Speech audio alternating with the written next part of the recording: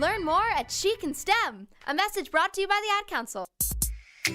Papa Nicholas Coffee, a Chicagoland tradition for over 5 generations, combines heritage and innovation in every cup.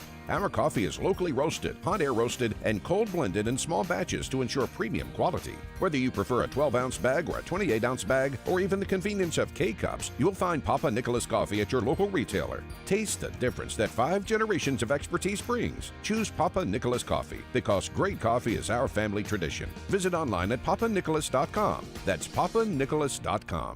The following is a pre-recorded program. If we want to preserve our constitutional republic, we need an informed and educated citizenry. And that's what this show is all about. Find out what's really happening. It's time to stop the lies and learn the truth.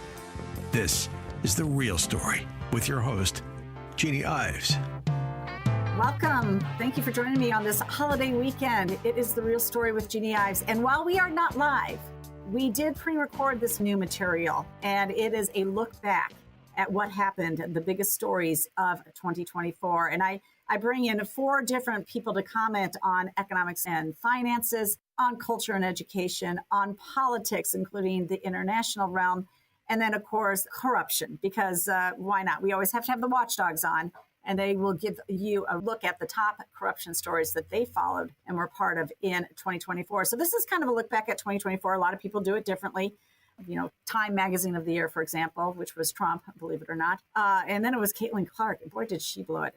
But regardless, I mean, we're going to look at the actual stories that affected you. So now I will say this. There was one story that didn't come out until the very end of the year, and that's a story by David Samuels. I'm talking with Laurie Higgins about it in the second hour when we talk about culture and education, because this basically is a story that every Illinoisan should read, as it has its roots in Obama and in Chicago machine politics. And essentially, he lays out why Obama and Biden failed in 2024 and why in the operation that they put together to essentially become totalitarians, really, in the end, and control everything. And they did this through a propaganda media campaign that has been working for about 20 years now. But it finally came undone by Musk and Trump. Here's just a little taste of my conversation with Laurie Higgins. And then we're going to be talking with Jim Iuorio right after the break on the biggest stories in economics and finance.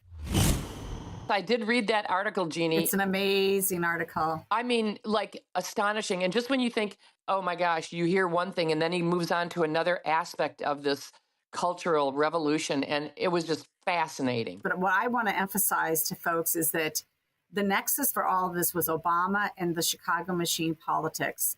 And so for Chicago Tribune to come out now with this, you know, culture of corruption series and think that they are just innocent bystanders to everything happened, when in fact they created sort of the monster of Obama, Axelrod, all of them, and said nothing.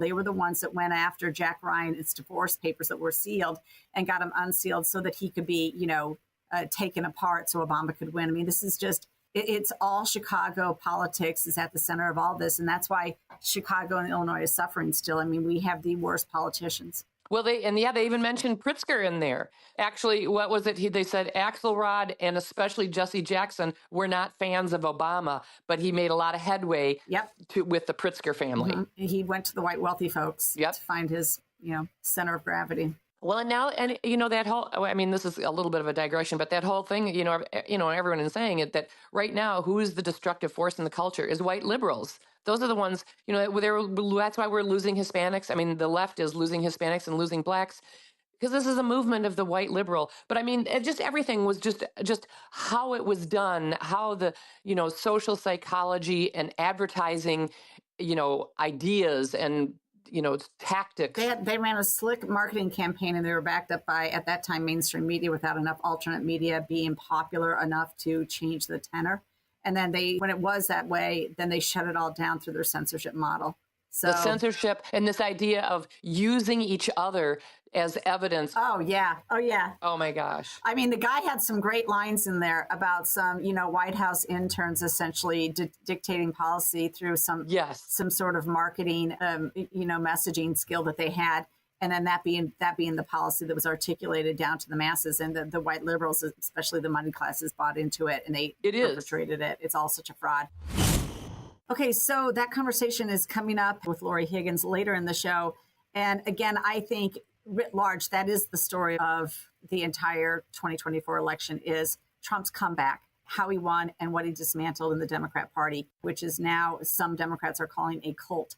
So as we look at all these issues, think in the back of your mind how you were gaslit the entire time. And in the Jim Iuorio interview, we're certainly going to talk about the biggest economic lie of 2024, because there were a lot of lies in all these particular categories I'm talking to. And of course, that lie was probably that there were 1 million more jobs than there actually were. So we're going to be talking about that. But think about his story, the tablet story, and everybody needs to read it, especially Illinoisans. And as we go through these stories of 2024, you'll realize exactly the type of propaganda they tried to feed Americans. And Americans, fortunately, rejected it. We dodged a bullet, just like Trump dodged a bullet. We'll be right back with Jim Iuorio on The Real Story with Jeannie Ives. Make sure that you never miss a day of Dan Proft and Amy Jacobson when you subscribe to the Chicago's Morning Answer podcast, presented by Signature Bank. Listen to the entire show each day on demand with limited commercial breaks. You can subscribe today for free at 560theanswer.com and click on podcasts or search for Chicago's Morning Answer on Apple Podcasts, Spotify, Google Podcasts, or wherever you listen to podcasts. The American military brings together brave men and women from across the country who have chosen to answer the call when their country needs them most. At aviatorfuel.com, we know the military because we live the military life. With books written by a Navy pilot and run by a hardworking military spouse, aviatorfuel.com is proud of our service and our country. That's why we never compromise on authenticity. Our cocktail books are modeled off the real Army, Navy, and Marine pilot checklists that military aviators have used for decades. But instead of a procedure on how to handle an engine fire, you'll find the procedure for how to make a mojito. From classic recipes to military specials like the Queen of Battle or the Afterburner, our cocktail books have something special for every veteran. So go to aviatorfuel.com and get ready to raise a glass to the brave men and women who serve our country. That's aviatorfuel.com.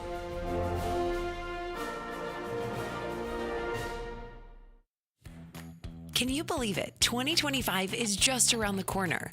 As you count down to the new year, you're probably already thinking about your resolutions. And let's be honest, your well-being has been on top of your list for years. But this year, maintaining your wellness goals is easier than ever with Balance of Nature. Balance of Nature's whole food ingredient supplements have 31 varieties of fruit and vegetable ingredients, from tomatoes to sweet potatoes. No synthetics or added fillers. Finally, a resolution that will be a breeze to keep. Make 2025 the year you feel your best and keep celebrating for years to come. Happy New Year! Start the year right and get big savings on Balance of Nature supplements with our limited time New Year's deal. Go to balanceofnature.com and sign up as a new preferred customer to get 35% off your first preferred set, plus a free fiber and spice supplement. And get this exclusive New Year's offer by using discount code CHICAGO. It's time for Christmas at Cantini, a time for laughter and joy, a time for cherished moments by coming together with the ones you love. Be awed by twinkling lights, feel the thrill of gliding on ice, and enjoy the cozy warmth of s'mores by the fire. Cherish the moments together this holiday season at Christmas at Cantini. Get your tickets at cantini.org. Sponsored by the Robert R. McCormick Foundation.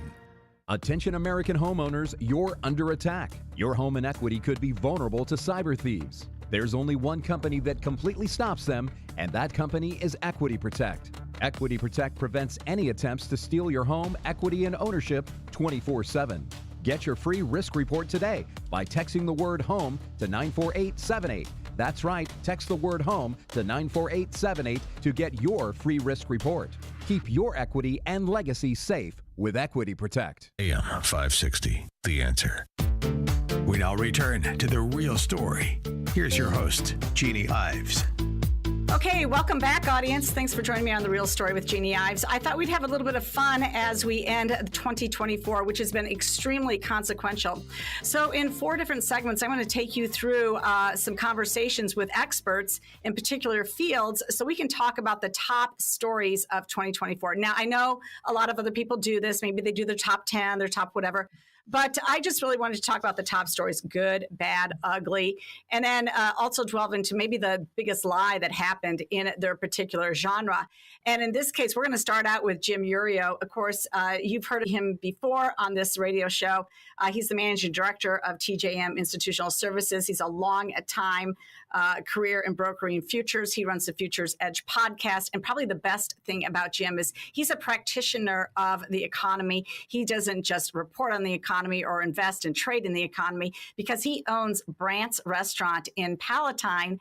And so he gets to understand from the very, very lowest level what is happening. And oh, by the way, Jim, did you realize that the last mandatory minimum wage increase is happening January 1st in the state of Illinois? It's $15 now per hour. I don't know how that's going to affect your Brandt's enterprise, but that is also something people should be aware of. No doubt about it. I mean, we are aware. And I genuinely believe that some of these policies are almost seem like they're designed to put out a lot of mom and pop restaurants and businesses, which I think they will do. Not at Brandt's. Brandt's, we have some economies of scale because we've been there so long and have such a devoted clientele.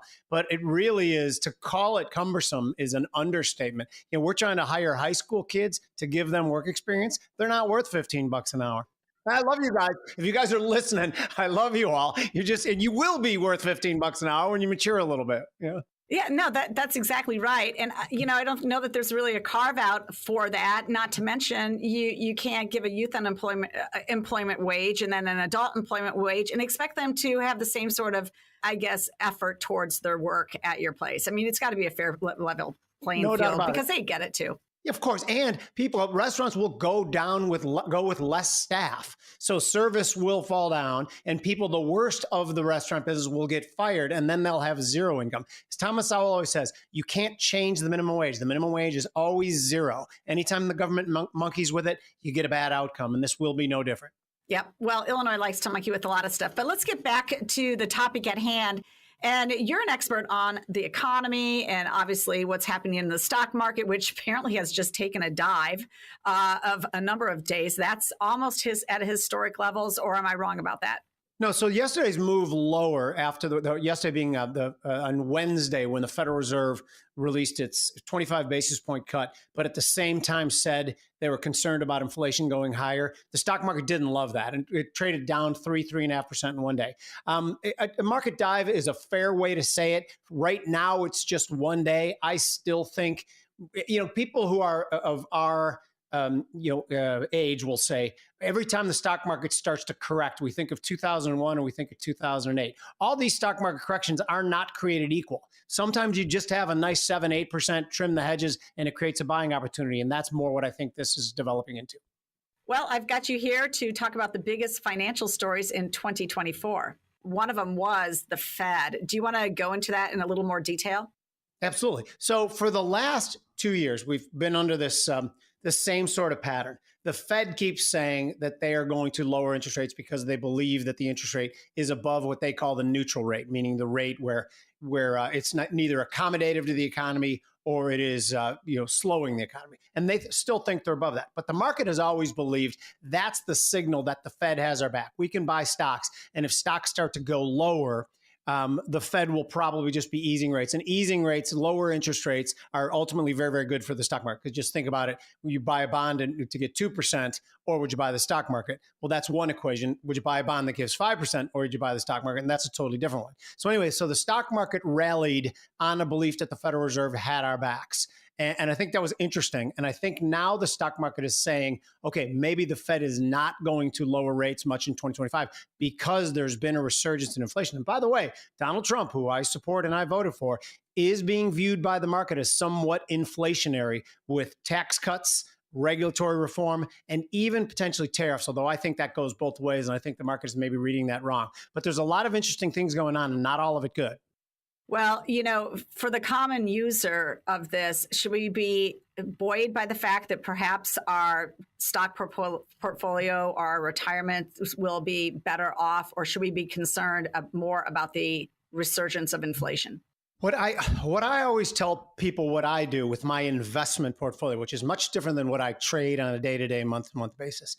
I think we have a saying in markets is that bulls can make money, bears can make money, pigs get slaughtered. And what that means is if you get too greedy, you can end up losing money. So 3 weeks ago, every December, and I was very public about this too, my long-term investing money, I rebalance. We had a tremendous year in the stock market on top of a previous tremendous year in the stock market. And if you look at your portfolio and say, well, gosh, I have too much money in stocks now, just by virtue of the fact that it rallied 30%, then you adjust back to what your risk tolerance was between stocks and bonds. And that's what I did. So I sold out a lot of my stocks at the beginning of December. I'm not even saying it was good timing so far, because again, this is one day of trading lower. But if we do trade 10% lower, I'll probably end up buying some of that back that I sold.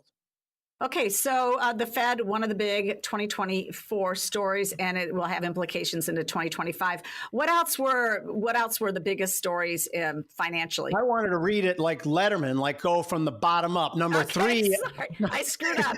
You stole my number 3 on the list. The least of the 3 things was the AI theme in the stock market, of course, led by NVIDIA, and then by the big 7, the Mag 7, whatever we call those 7 stocks that are at historic, disproportionately top heavy. They have way more of a market cap of the entire market than any 7 stocks have in history. That's pretty interesting to me. And it's not the greatest thing in the world too. When they start to correct, I think it could fuel the market correction too. But AI isn't just a stock market story. It's also a macroeconomic story, because I believe that it's going to be disinflationary. It's going to increase productivity among many companies that use it. Already increases productivity with me in my writing and some of my media things. Okay, number 2 we mentioned already was the Fed. Number 1 on the list of the most important economic themes from 2024 is the economic bullet we dodged between the dramatically disparate economic policies of 1 Kamala Harris administration and 2 of Donald Trump administration.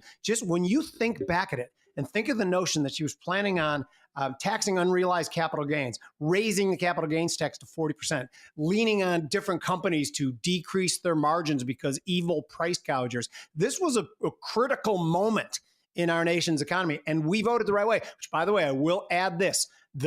Any sort of movement from one existence to another is disruptive to markets. I think 2025 is going to be difficult. I think there's going to be inflation. I think we're going to run bigger deficits because of Donald Trump's tax cuts. But I think 2026 will be the big beneficiary of all those things. So in the short term, and I know it's easy for people like us to say it's going to be some pain, people, and I feel bad for the people who are. But again, this is the only way out of the economic quagmire we were in my opinion.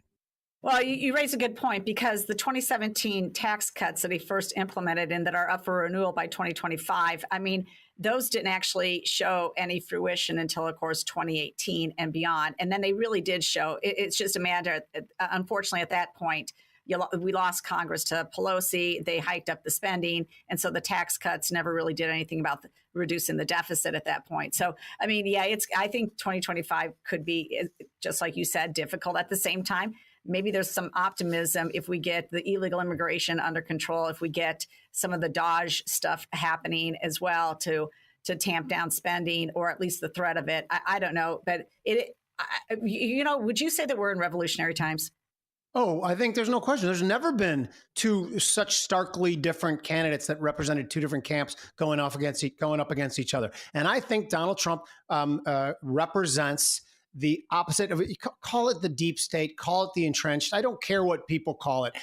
You've called me a conspiracy theorist, not you, for 20 years. And guess what? We're about 90% on our conspiracies coming true. I like to call it just 6 months early on these conspiracy theories. So yes, I do think Donald Trump stands in direct opposition of the entrenched bureaucrats. Is that better than deep state for you people? The entrenched bureaucrats. And I think that there is a revolution that's beginning. And with the continuing resolution or the spending bill or whatever the hell that was, I love how that played out. They were all prepared to pass it under the dark of night. And guess what happened? Twitter erupted and didn't let them do that. That was brilliant and beautiful. And that gives me a lot of hope. By the way, I sound like I'm down, like 2025 is going to be bad. I'm very, very hopeful that we are now headed in the right direction. I think the globe will notice that too, and it'll attract dollar investments from around the world, and people will buy our bonds, even though we're running up deficits in 2025, under the belief that they will be reduced in 2026. Yeah, you bring up conspiracy theorists. Well, there's also this recent story, PolitiFact putting out its biggest lie of 2024, and that was that the Haitians were eating cats and dogs in Springfield, Ohio. They call this the biggest lie. Obviously, it's just another dig at Trump and Vance.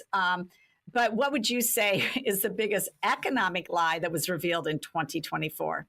By the way, this is one I didn't prepare for as the notes, but this is as easy a question for me to possibly answer. And that's the strength of the labor market. Not only is it the biggest lie of 2024, it was probably the biggest lie of 2023. So first, just on the surface, just of what the actual data they gave us was, all these increased jobs were in government, side hustles like Uber drivers, healthcare, education. It was absurd. Full-time career jobs have been declining for 2 straight years. Now, then throw in the real cherry on top is that then every quarter they've come back and said, oh, all those jobs we said, yeah, they weren't really there. They did it to the tune of 880,000 jobs 3 months ago. And then they said the BLS, I'm talking about the Bureau of Labor Statistics, said they overestimated by another 200,000. That's 1 million jobs that they said were created in 2024 that weren't. Guess what? They never make errors the other way. They never come back and say, yeah, we actually did the data right and there's way more jobs. No, they in my opinion, the biggest lie was lying to make that labor market look relatively solid when it's really garbage, in my opinion.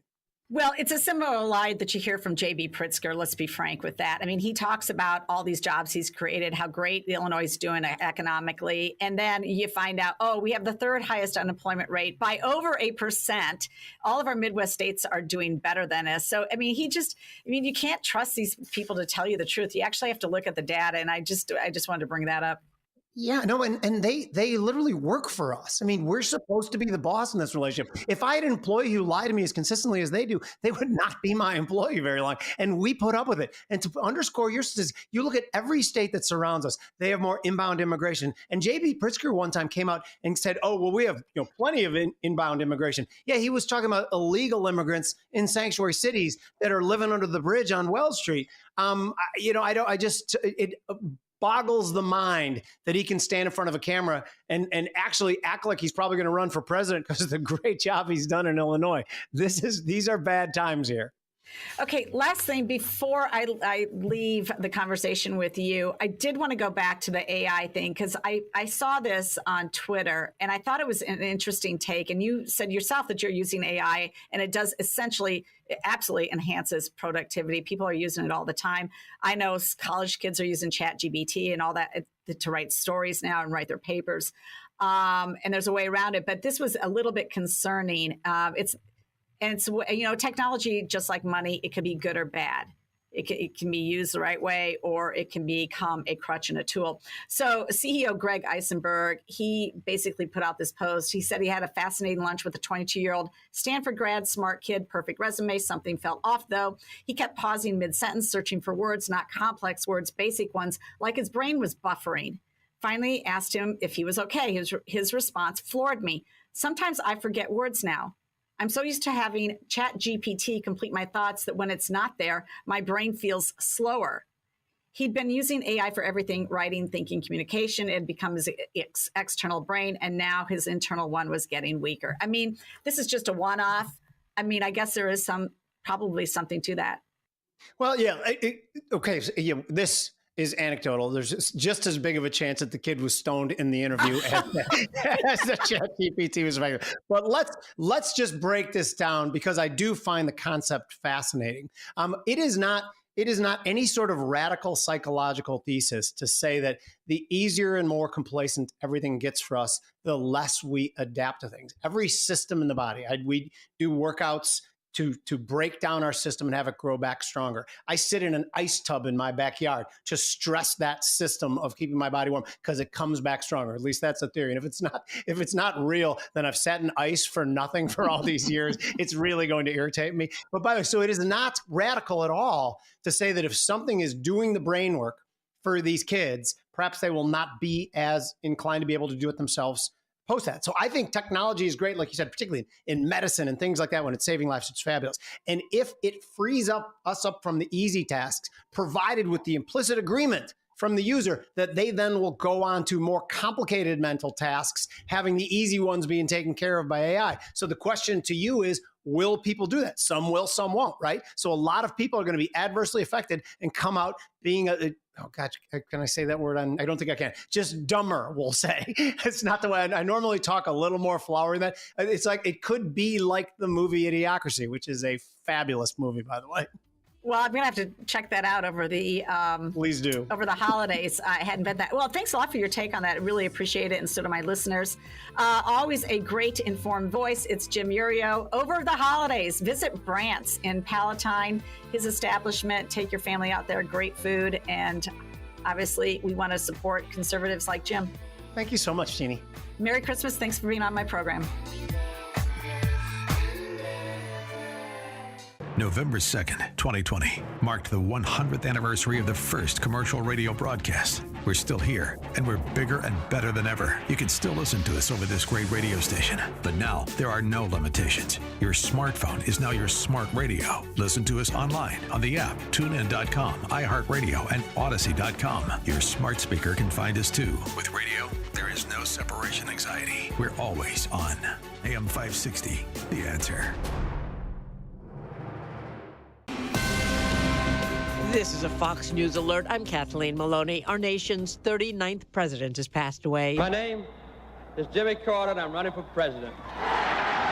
Fox's Greg Jarrett has more. Elected in 1976, Jimmy Carter brought the leaders of Egypt and Israel together for the Camp David peace accords. We should all recognize the substantial achievements that have been made. His presidency marked by high inflation and an energy crisis. The energy shortage is permanent. In a statement, President-elect Trump saying the challenges Jimmy faced as president came at a pivotal time in our country, and he did everything in his power to improve the lives of all Americans. After one term, Carter became well known and respected for his humanitarian work. America is listening to Fox News.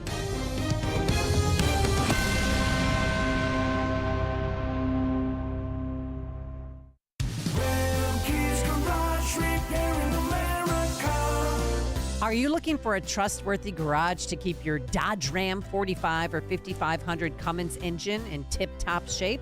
Look no further than Remke's Garage in Marengo.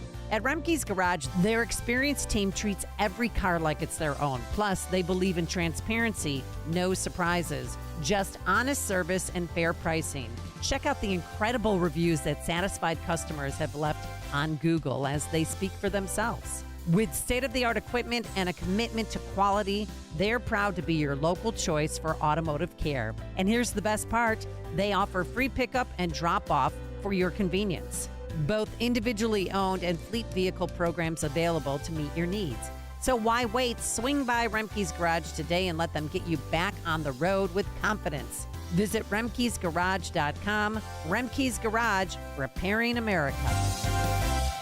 Life takes a toll on our bodies. No way around it. Whether it's sitting hours on end at your computer or working a physical job, over time your body pays the price. There is, however, an effective way to turn back the clock on pain, Relief Factor. Developed by doctors, Relief Factor helps support your body's response to inflammation.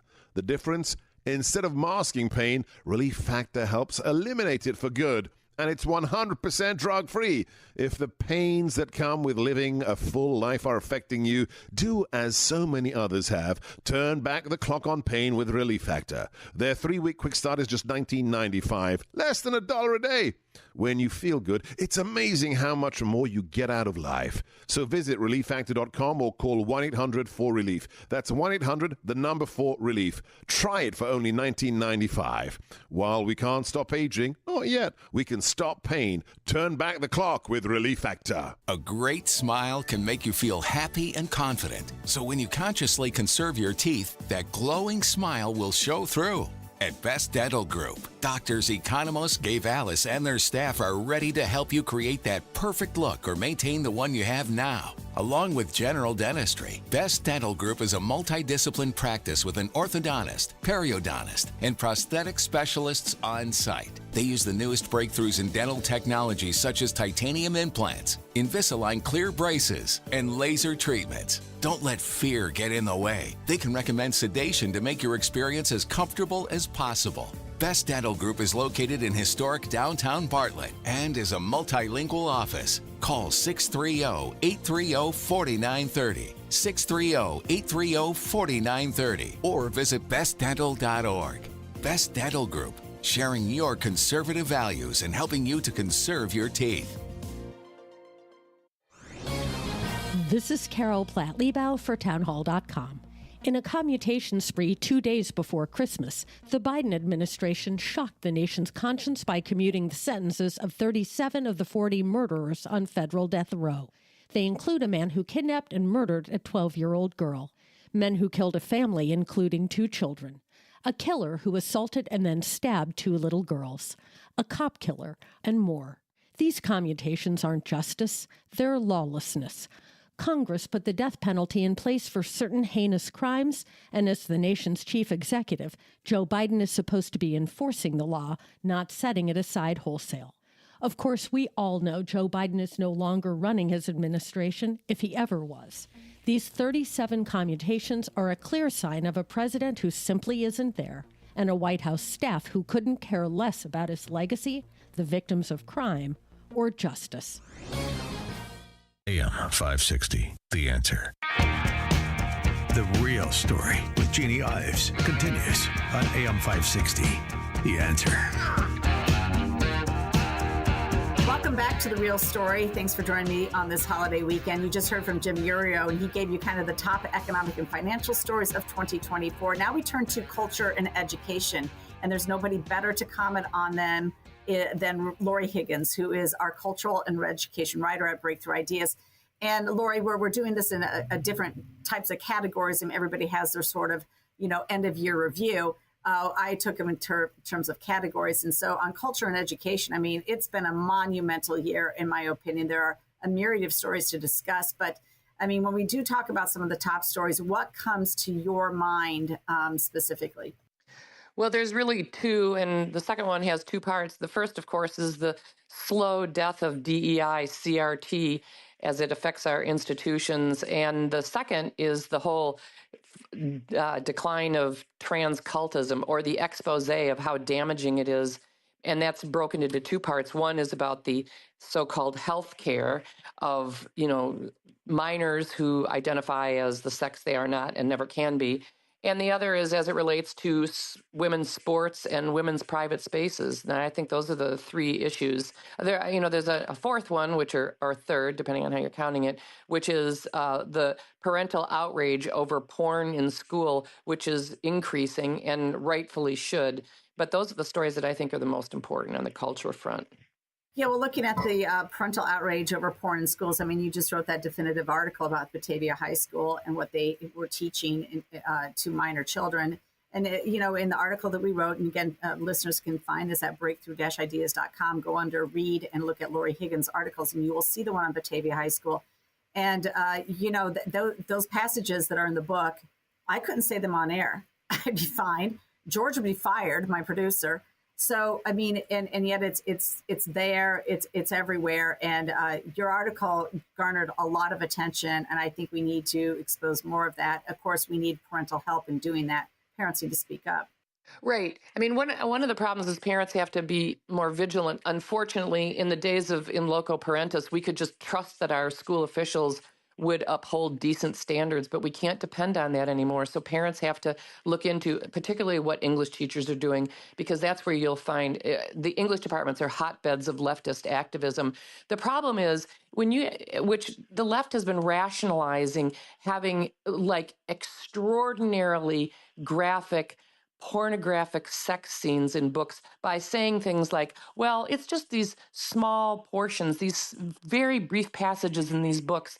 But these passages are so egregiously obscene that there is no context that can justify them when being taught to minors.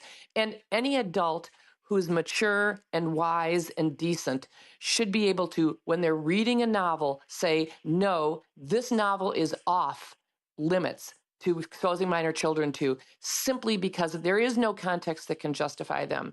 So, and that's what the teacher who defended this and who they've since pulled the book, she said, well, she was very focused on the dystopian elements of the novel and how it connected to another novel they were teaching. And she was so absorbed in those issues that she didn't notice passages that, as you say, I can't even read them now. You couldn't put your podcast out with these passages. They couldn't appear in a public newspaper. I don't think they could appear in a public newspaper, even with asterisks, for the foul language, because they're so graphic. And this is, are we so desensitized that our school leaders, and by that I mean teachers, department chairs, principals, school board members, can't see that those passages are unacceptable to be presented to minor children? The book is called The School for Good Mothers, and obviously it's not just the teacher that needs to be called on the carpet. I actually personally think that she should lose her position. She's jeopardized the innocence of any minors. And I don't want to hear about, well, juniors in high school are innocent anymore. It doesn't matter. You are supposed to assume that at all costs, and you are not also supposed to double down on bad culture. And that's what they did. But where is the English department head? Where is the principal? Where is the superintendent? They all should be held to account, because this is just an indicator of other rot that possibly is going on in the schools. And while this book is specifically to delve into the LGBTQ community, that's another area that, when we talk about culture, I believe is really coming apart and has had its comeuppance in 2024. What say you?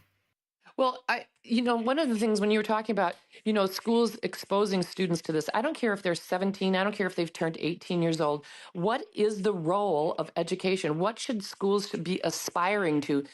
This is the kind of a novel that kids would read on their own. And well, that's another question. It came out in 2021, I believe. So it's not even been on the cultural scene for 3 years. It's not going to stand the test of time. It's not going to be, some sort of revolutionarily important text to begin with. And by the way, the teacher said it's won awards. It has won 0 awards, as I pointed out in my article, and people can read that, at least to my knowledge, and I did some research on it. So the question is, what is the role of education anymore? Is it to find truth? Is it to encourage, values and virtues that will promote the public virtue? I mean, what is it? And because this novel clearly does not do it. It's degrading. It's depraved. And so, we have to do better in our expectations. And parents should be asking, what criteria are English teachers particularly, but this can go in other departments, what criteria are they using to determine whether a book, novel, play should be included in curricula or not? And so, are they including the nature and extent of sexual obscenity? Because I think most parents would think, yes, that should be a criteria that's included when you're talking about a publicly funded school that has a very diverse population. We should be taking that into account. Well, you know what? Okay, so let's go to your next topic, and that's basically the trans healthcare, the undoing of that, and the opposition to men and women's sports locker rooms. You cite those as also real important cultural touch points that have been basically exposed in 2024. And what's really tragic about this is this information should have been out years ago, which might go to the topic of the article maybe we'll be talking about at the end about the, tablet article. Mm-hmm. Yeah, exactly, the tablet article. But because I've written a decade ago, I wrote about all the possible health risks to to young children who are put on puberty blockers and on cross-sex hormones. And so, but now in this last year, thankfully, this information is getting an airing. And now you see leftists, I should say, particularly giving puberty blockers to stop a normal, natural, healthy biological process in minor children who have no idea, no understanding of the implications of this. Stopping that, all the health risks are now coming out. We had the Hillary Class review of the research. This was done she was a head pediatrician in the United Kingdom, was hired to review the literature and found out that all the literature promoting puberty blockers for minor children was lousy research. And now, just in the past month or so, the entire United Kingdom has banned indefinitely the administration of puberty blockers to minor children because the research is so bad and saying that it does not prove that these kids are helped in any ways, doesn't prevent suicides, doesn't promote health in any way. And so that's what's happening in the United Kingdom. Rutgers came out with a study saying sort of a similar thing. So now I think the Washington Post just had a long opinion piece about this. And my rhetorical question to them is, when are they going to come out with apologies for all the nasty, horrible things they have said to conservatives who have been warning about the damage done to young people and have been called hateful bigots and intolerant and ignorant? And now I have been personally called that as so many times I can't even keep track. Oh, you and me both. My friends my family has been threatened over the years for me saying this, death wishes on my children and things like that. I mean, it's an outrage. And now schools are still facilitating the social transitioning of kids. Schools are still, concealing information, facilitating their social transition at school, using incorrect pronouns, using their made up names and concealing it. But now we can talk about that. Right. Now we can talk about that. Now we won't be shouted down. Now it'll be fine. And the other important thing before we go to break, because we got to go to break, I have lots more to discuss with you, but I want to take a quick break here in a minute. I just wanted to get this in, though, under this same topic, and that is the fact that, the lawsuits are flying in terms of women and men's sports, men and women's sports. And, this whole thing with the San Jose State University volleyball team, 5 teams have refused to play them now because their trans player is dangerous to the other girls, including even the co-captain of that team, the San Jose State University team, came out and basically said, "Look, I'm going to join this lawsuit because I'm afraid of my own teammate when it comes to this." So things are going to get undone. Trump is going to undo them. I believe lawfare is going to be successful in this regard too. But there's so much more to talk about. We're going to take a short break here. We'll be right back to talk just a little bit about DEI, and then I really want to get to the David Samuels tablet article, which tells you exactly how you've been gaslit for the last 2 decades. We'll be right back with The Real Story.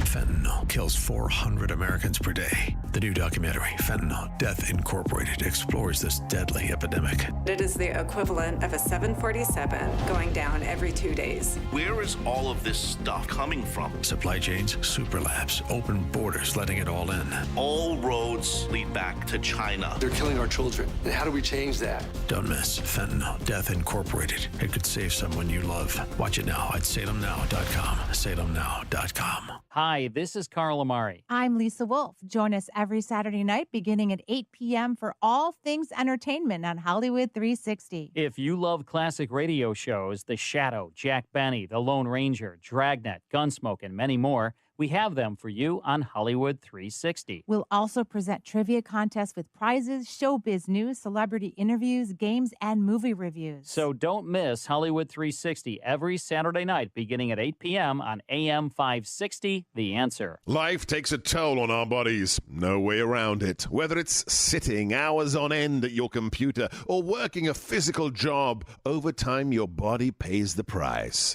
There is, however, an effective way to turn back the clock on pain, Relief Factor. Developed by doctors, Relief Factor helps support your body's response to inflammation. The difference? Instead of masking pain, Relief Factor helps eliminate it for good. And it's 100% drug-free. If the pains that come with living a full life are affecting you, do as so many others have. Turn back the clock on pain with Relief Factor. Their 3-week quick start is just $19.95, less than $1 a day. When you feel good, it's amazing how much more you get out of life. So visit ReliefFactor.com or call 1-800-4RELIEF. That's 1-800-4RELIEF. Try it for only $19.95. While we can't stop aging, not yet, we can stop pain. Turn back the clock with Relief Factor. Quick delivery service. What do you need delivered? Hi, we're trying to work through a last-minute to-do list for our boss. Can you deliver a Barbie to Bonnie and Bartlett? We can deliver that today. Can you deliver Legos to Landon and Lamont? We can deliver that. Can you deliver pickleball paddles to Pam and Palatine? We can deliver that. Hey, big guy, quick delivery service can help. More than just a messenger service, Quick Delivery Service is a messenger and trucking service that can also provide scheduled routes for your daily delivery or air shipment. The safe, licensed Quick Delivery Service team offers quick door-to-door service. No chimney required. Quick Delivery Service also does not deliver packages in a sleigh driven by 9 reindeer. Place your order today. Visit QuickDelivery.com. That's QuickDelivery.com. Hello, this is Randy Seiler from Quick Delivery Service in Schaumburg, Illinois. From our family to yours, wishing you a very Merry Christmas and a Happy New Year in 2025. AM 560, The Answer. Now, more of The Real Story with your host, Jeannie Ives. All right, we're coming back to you. I still have Laurie Higgins on the line. We're still talking about the top cultural and education issues of 2024. We had left off talking about the trans health issues and, guys playing on women's sports teams, things like that. But really, one of the biggest issues is this coming apart of DEI. You see it in the corporate structure. They're getting rid of it. You see that Trump took it on in his election campaign. And, the truth is being exposed. And I think that when we were talking earlier, I think you really meant that the Rutgers came out with a study that essentially said there's no value whatsoever to these DEI policies. They don't help. Yes, I did misspeak about that. One of the problems is DEI, CRT, critical race theory, diversity, equity, inclusion. Those actually overlap with the whole trans movement. They're part of it, the identity politics thing. So yes, it is coming apart. The Rutgers study has been influential because, of course, that is a left-wing university. And their study has come out and said, not only does this whole DEI movement not achieve the things it claims it will achieve. It doesn't foment, inclusion or unity. It actually has the opposite effect of fomenting division and all sorts of other negative sort of outcomes of promoting this and having, the employees having to take, these classes that, identify certain groups as the oppressors and certain groups as oppressed. So as you say, we're seeing that in the corporate world, which is they're getting rid of DEI offices. That should be happening because most public high schools have, or many of them have DEI officers also who have, big salaries. Yeah, you're at the point where West Point has a diversity minor. This needs to go and we're going to make it go away.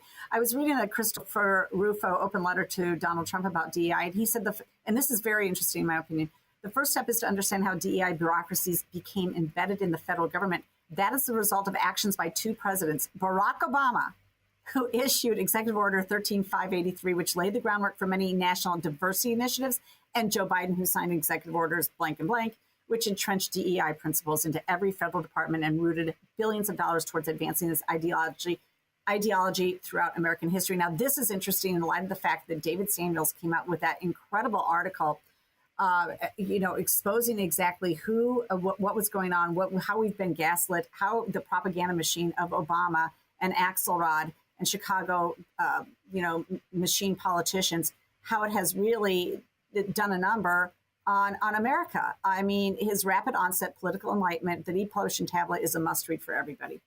It absolutely, it was, you sent it to me, and it took me a couple days to get to it.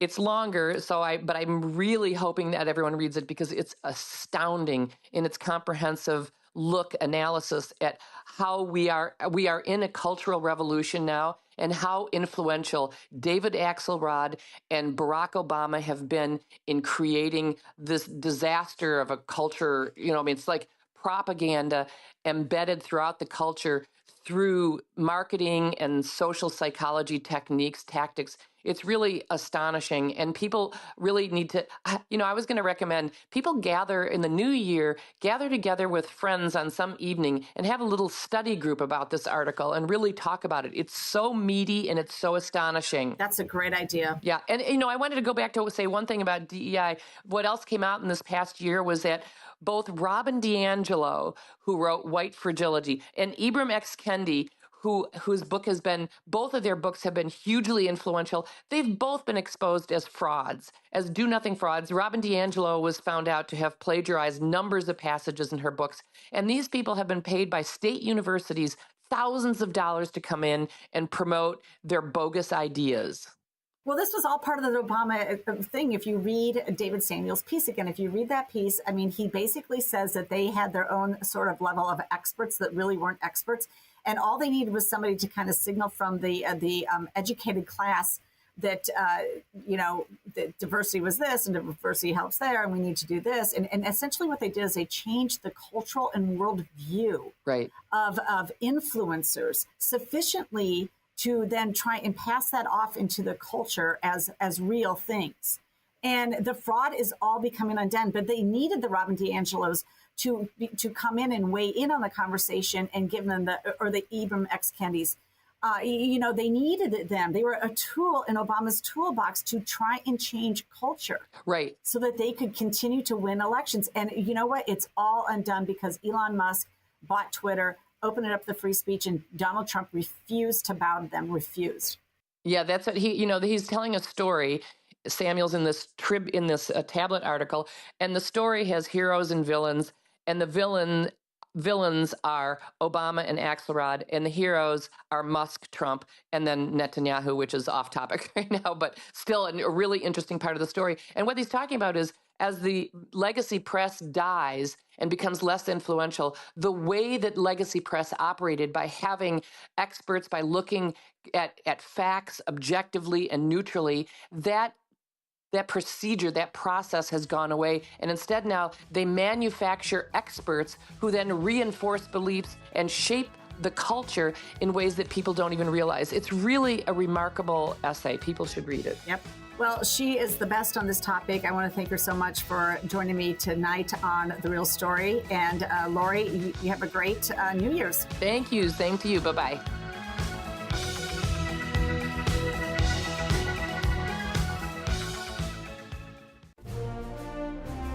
The American military brings together brave men and women from across the country who have chosen to answer the call when their country needs them most.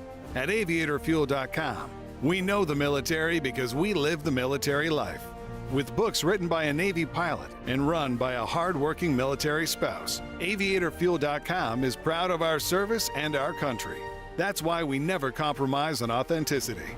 Our cocktail books are modeled off the real Army, Navy, and Marine pilot checklists that military aviators have used for decades. But instead of a procedure on how to handle an engine fire, you'll find the procedure for how to make a mojito. From classic recipes to military specials like the Queen of Battle or the Afterburner, our cocktail books have something special for every veteran. So go to aviatorfuel.com and get ready to raise a glass to the brave men and women who serve our country. That's aviatorfuel.com.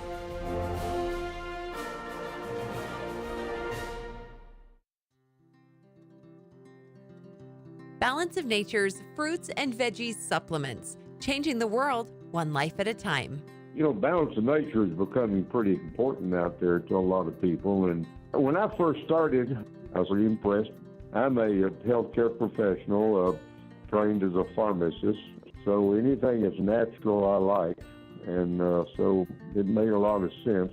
Happy New Year! Start the year right and get big savings on Balance of Nature supplements with our limited time New Year's deal. Call 1-800-246-8751 or go to balanceofnature.com and sign up as a new preferred customer to get 35% off your first preferred set, plus a free fiber and spice supplement with free shipping and our money-back guarantee. Go to balanceofnature.com or call 1-800-246-8751 and get this exclusive New Year's offer by using discount code Chicago.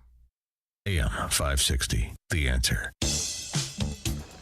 We now return to The Real Story Here's your host, Jeannie Ives.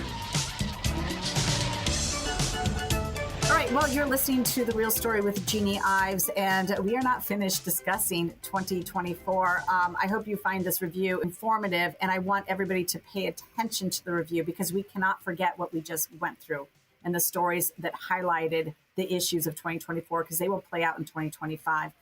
Coming up next on the show is Charles Lipson. He is Professor Emeritus at the University of Chicago, and we're going to talk about the biggest political stories, including those at the international level with Charles. So don't turn the dial. You'll want to hear this conversation. Thanks again. This is Jeannie Ives with The Real Story.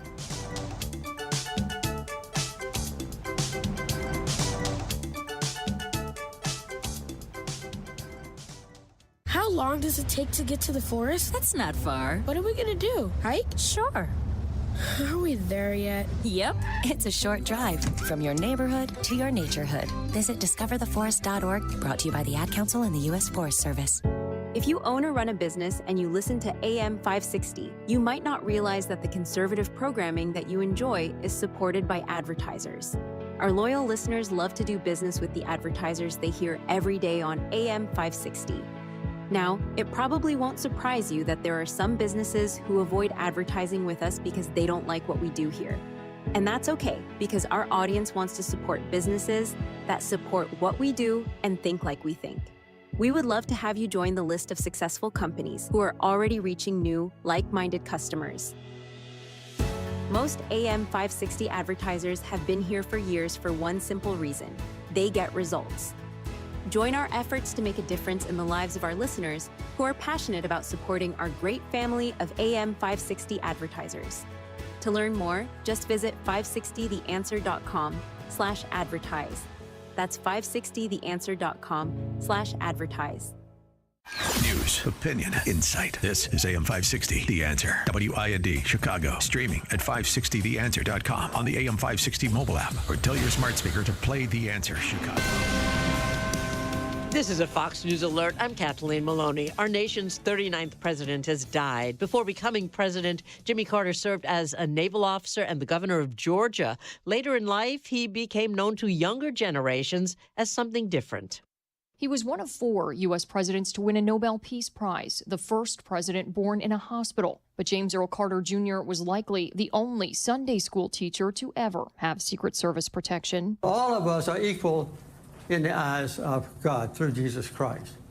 So everybody on earth is created equally in the eyes of God. A descendant of English immigrants who came to the Virginia colony in 1635, President Carter enjoyed a deep commitment to his Christian faith and later in life became a deacon and Sunday school teacher at his hometown Baptist Church. His teachings became legendary. The small church, which had only 45 active members, swelled to over 400 on Sundays when Mr. Carter shared his faith.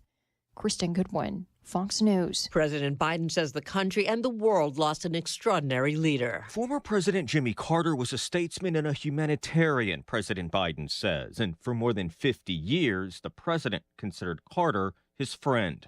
What I find extraordinary about Jimmy Carter, though, is that millions of people all around the world, all over the world, feel they lost a friend as well, even though they never met him. President Biden describes Carter with one word: decency.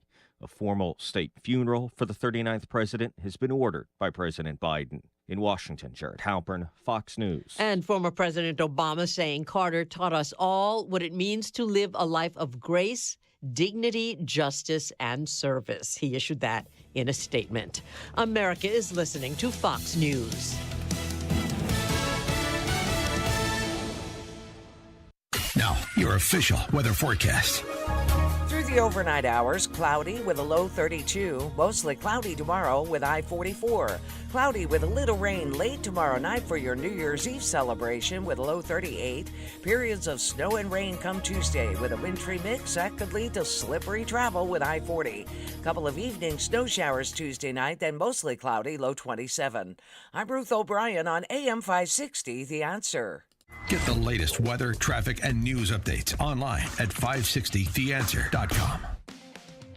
Hut, hut! Listen up and listen up good. If you're tired of run-of-the-mill gifts, then get on over to aviatorfuel.com. You'll find unique military-style cocktail books and barware to go with it. At aviatorfuel.com, we've got the perfect gift for any soldier, sailor, Marine, or just red-blooded American. You'll especially love our military cocktail checklists, modeled off the real Army, Navy, and Marine pilot checklists that military aviators have used for decades. These award-winning books are authentic replicas, but instead of a procedure on how to handle an engine fire, you'll find the procedure for how to make a mojito, written with military jargon throughout. So pick up a cocktail checklist from aviatorfuel.com. Invite some old friends to share war stories over cocktails. Your perfect libation is inside the cocktail checklist. And don't forget matching military-themed barware. Go to aviatorfuel.com and get ready to raise a glass to the brave men and women who serve our country. That's aviatorfuel.com. Wealth Health Radio. The biggest fears that people have is, do I have enough money to retire? Retirement doesn't have to be complicated. Make sure that you're going through retirement with confidence. Learn principles of income planning. There's a lot of different facets that you need to take into consideration when you're retiring. Tune into Wealth Health Radio with Joe Murphy, noon to 1 p.m. Sundays on AM 560. The Answer. If your approach to everyday aches and pains is to mask them, feel better for a few hours only to have the pain return and then repeat the cycle all over again, it's time to try Relief Factor. And the good news is Relief Factor makes that easy. Their 3-week quick start is just $19.95, less than $1 a day. Instead of masking pain, Relief Factor helps eliminate it. How? Well, its unique formula of ingredients helps support your body's response to inflammation. Relief Factor was developed by doctors. It's 100% drug-free. And for so many people, the results are game-changing, even life-changing. So give it a try. Right now, their 3-week quick start is just $19.95. Go to relieffactor.com or call 1-800-4RELIEF. That's 1-800-4RELIEF. See how in a few weeks or even days, Relief Factor can reduce your pain. When you feel better, life is just better. So don't mask pain. Fight it naturally with Relief Factor. The following is a pre-recorded program.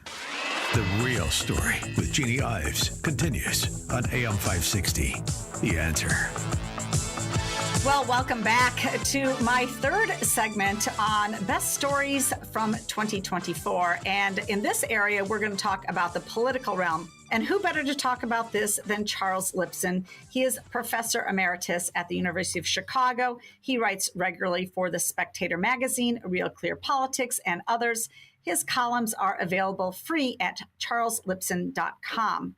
He is the author of the first book for students on their free speech rights, Free Speech 101, A Guide for Students, and that is available at Amazon.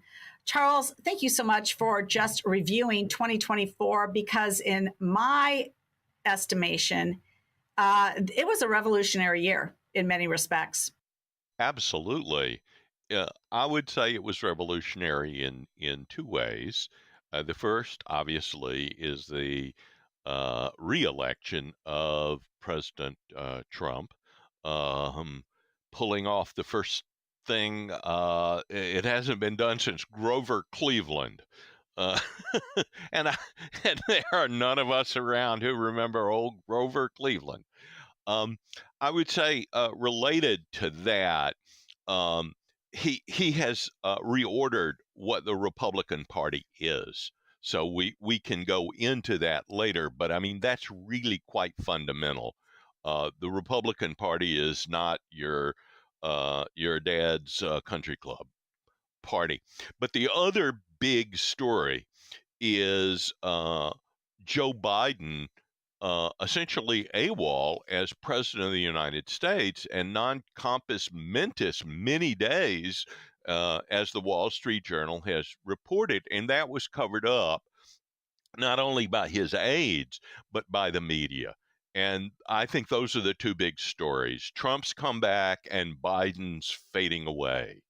Well, in regards to the Wall Street Journal article, because I did print it out, and when I did, it was 15 pages long. So the author spent a lot of time delving into that. And we're a little bit ahead of where I was thinking we would be in this conversation, but I might as well ask you right now, because PolitiFact comes out with this entire, their biggest lie of 2024. And they say it's that Haitians were eating cats and dogs in Springfield in Ohio.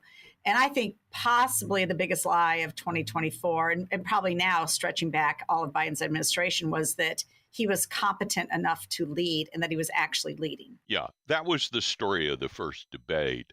The other contestant for the biggest lie and the most concrete lie was, I'm not going to pardon my son. Oh, yes. There's so many to choose from. You know, my other one is, I'll take the garbage out right now, dear. That's very popular around my house. Yeah, you know, it's the same thing with my kids. Yeah, Mom, I'm going to clean up my room, right? That's right up there as well. Yeah, but, you know, when you do look back at 2024, and there are so many consequential stories, and I want to get into a few more of those that I think will have long-term effects. Yeah. But really looking at the Trump election and the revelation that the Democrats hid exactly what was happening in the Biden administration. You know, if you were back there teaching at the University of Chicago, how would you categorize this year? Would this be a salient political topic that will be studied long into the future, or is this not going to hold the test of time as a consequential election? I think both stories will be consequential for years to come.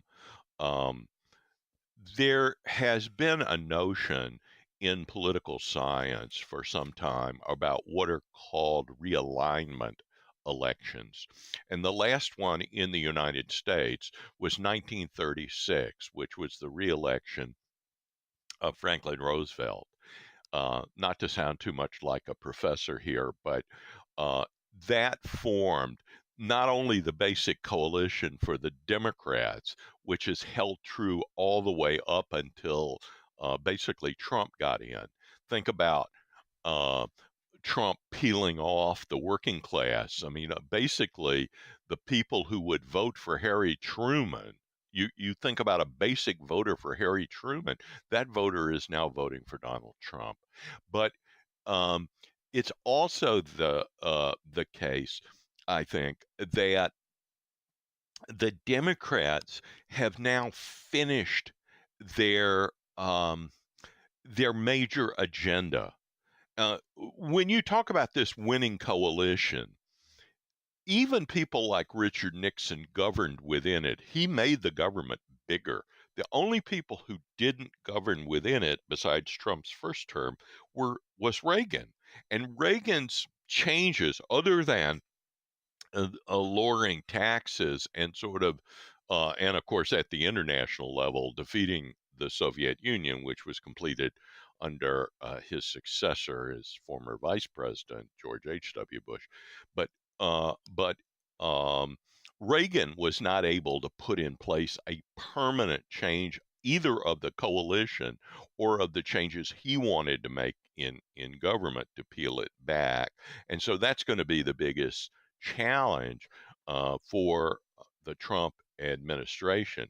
But the story about Joe Biden, if you think about what we remember about previous presidents, we typically remember one or two big things.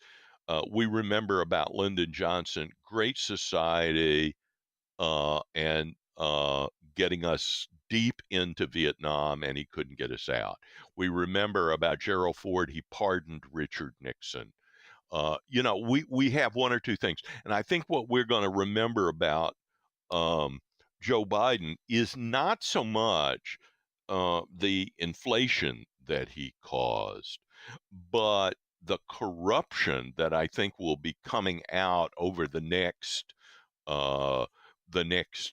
year or so as basically the Trump people get into the archives of what's actually happened. But most importantly, I think that he was not really cognitively capable of leading the country, and is the first president to have been in that position since the last year of Woodrow Wilson's term, when Woodrow Wilson's wife Edith was really running the presidency. And the fact that they've managed to hide it is just damning for the media. Well, and do you think it's damning for the Democrats long term? I mean, do you think that at this point they can have as many quasi-moderate voices as they want come out and say, you know, the progressives of our party have gone too far. We need to come back to the middle. You can have your John Fettermans out there saying similar things like that. You know, but truthfully, I don't know that they're going to be very successful. However, we could be at Trump, if he continues to go after his opponents and a call for accountability, which I personally think is necessary until I'm still waiting for people to apologize for what they did with the COVID lockdowns and the masking of children. I am still waiting for that apology. You haven't heard it from superintendents or anybody. And people want accountability, but it can't be done at the risk of him being unfocused on his agenda for the next 2 years, right? That's a great point, Jeannie. That's a great point. And they're trying to get so much sand through the hourglass, and there's only so much they can do at once. I think the exposure of a lot of the corruption will be very important. And while people will say, well, the media will bury it, I think people are not recognizing that the media landscape has changed. If Joe Rogan is talking about it, that may be more important than if ABC and CBS and the New York Times are talking about it. And so there is a change there. And I think the effort to peel back the regulatory state it is going to be the key to Trump. On the Democrats that you were talking about, I don't think we'll know until they nominate their next presidential candidate in 4 years, because until then, even if they were to win the House in 2 years, they're basically the opposition party. And you can keep a party united in opposition as opposed to governing. But we won't know really who the next generation is. And currently, there are no leaders in that party. They've all been tarnished. The old generation, Nancy Pelosi, didn't just break her hip. That turns out to be kind of a metaphor for an aging party that, Hillary Clinton and so forth. I think that the key really is whether they can ever move back to a kind of Bill Clinton centrist party. And I think that's the only way they can win. They will face a real problem in 4 years because they won't be running against Trump. That's who they've had to kick around for so long. And they may be able to run against MAGA if J.D. Vance is in, but they'll have to come up with something different. And as I said, they've actually completed the Roosevelt agenda. They have to figure out what's next other than throwing more money at all the same programs. Well, and that agenda's been absolutely rejected, but we're going to take a short break here. We'll be right back with Charles Lipson because there's probably about 4 or 5 other extremely consequential stories that popped up in 2024, and I just want to get his feedback on those. So you're joining me on The Real Story with Jeannie Ives. We'll be right back.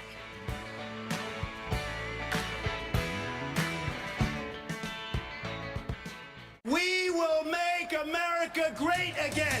Election Day 2024. It was a once-in-a-lifetime moment. Now you could win a once-in-a-lifetime VIP experience at the next presidential inauguration in Washington, D.C. The grand prize includes airfare for 2, a 3-night stay in the nation's capital, tickets to the presidential inauguration, and more. Be there for the grandeur, history, and thrill of a historical presidential inauguration. Go to 560theanswer.com/Trump. That's 560theanswer.com/Trump. The holidays are a perfect time to treat yourself to an exceptional meal out, a truly delicious fine dining experience where you savor every bite. This is what you can expect at Region Kitchen and Bar in Barrington. home of some of the finest quality regional American food in the northwestern suburbs. Chef David Perlich is very passionate about pleasing the palate. His field and stream menu includes juicy USDA prime steak, flown-in fresh seafood, and an amazing array of house-made desserts. The craft cocktails are exactly what you're reaching for. Region's vibe is upscale yet relaxing with tufted velvet boots, Wisconsin birch accents, white leather, and super comfy dining chairs. Celebrate the season dining in style. Make a reservation and check out the menu at regionrestaurant.com. From now through the end of the year, purchase a $100 gift card and receive a bonus $25 gift card for yourself. Region Kitchen and Bar, 2 miles west of downtown Barrington on Route 14. regionrestaurant.com. Fentanyl kills 400 Americans per day. The new documentary, Fentanyl, Death Incorporated, explores this deadly epidemic. It is the equivalent of a 747 going down every 2 days. Where is all of this stuff coming from? Supply chains, super labs, open borders, letting it all in. All roads lead back to China. They're killing our children. And how do we change that? Don't miss Fentanyl, Death Incorporated. It could save someone you love. Watch it now at salemnow.com. salemnow.com. As a local business owner, you get called every week by marketing companies. We get it. We have hundreds of satisfied customers. Here's what a satisfied client recently said. Open enrollment is going great. We're hitting record numbers.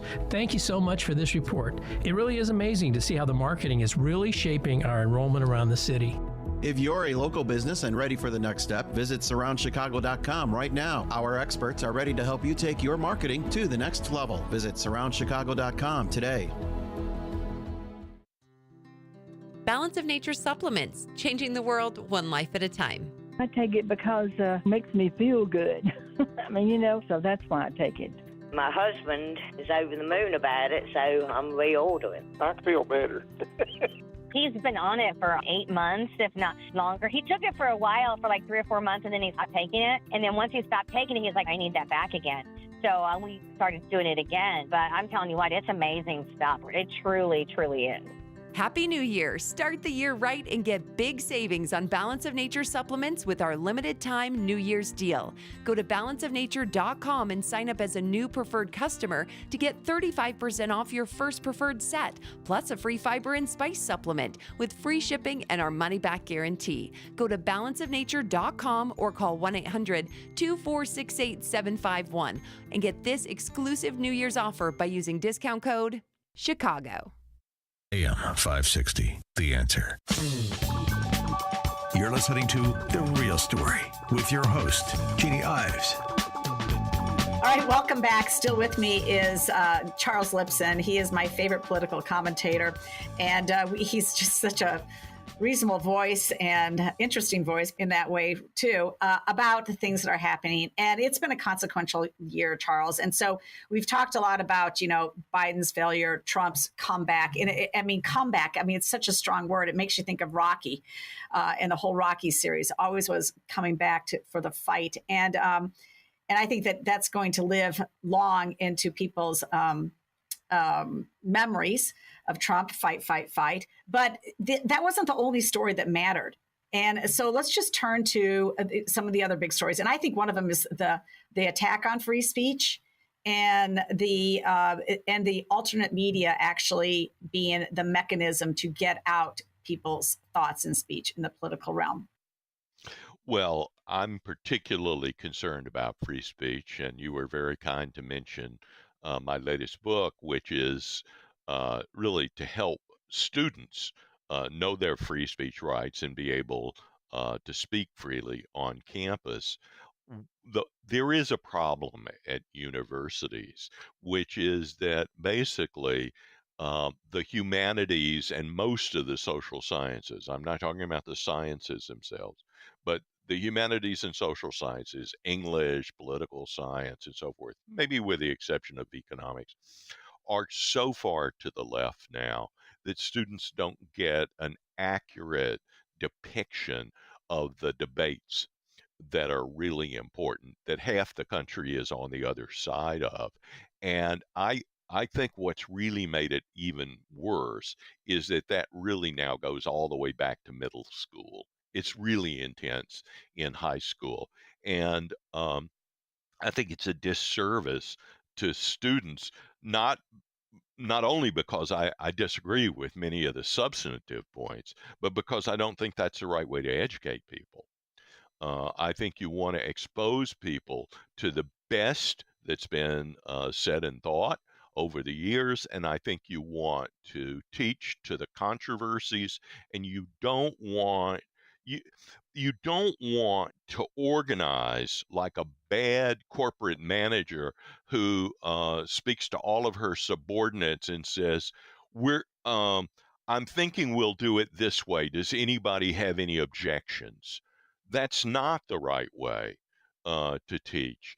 And when I taught a course for a number of years, a seminar called Core Western Values, free speech, freedom of religion, those kinds of things, toleration. I was able to get good debates going, not just because students had different views. I think they still do, but because they felt like they were free to express them.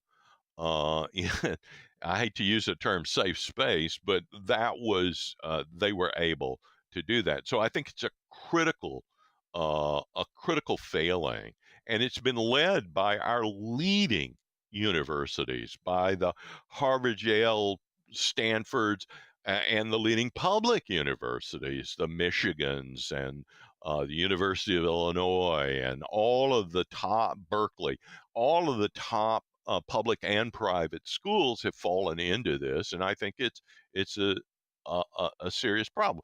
And in a way, it's a bridge to the other important topic that we should talk about, which is a dramatic change in the Middle East.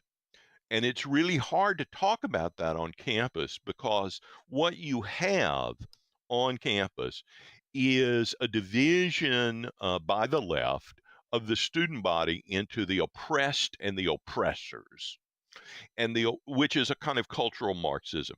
And the oppressed are led, of course, by African Americans. Now, the leading figures, their mother could be a brain surgeon, and their father could be a corporate lawyer, and they live in a fancy suburb, but they're somehow oppressed.